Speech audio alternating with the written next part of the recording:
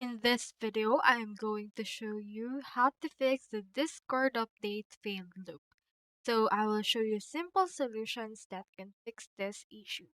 If you ever encountered the issue on the update failed option, first thing you need to do is you need to uninstall your Discord.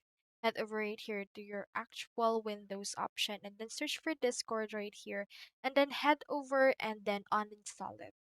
After that, hover right here to your actual browser extension and then search in here for your Discord.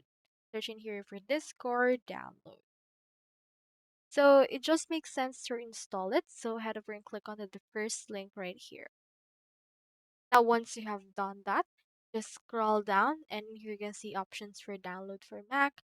But since we're running on Windows, you can head over and then just choose the Windows option. You also have option for Linux if you want. For this one, just head over and click onto this Windows or the actual operating system that you have. And then once you have click on it, this will download the downloader for your Discord. So just wait for that to successfully download. And after it, reinstall your Discord and it should be able to fix the update failed too. So that's all there is today and I hope this video helped you out.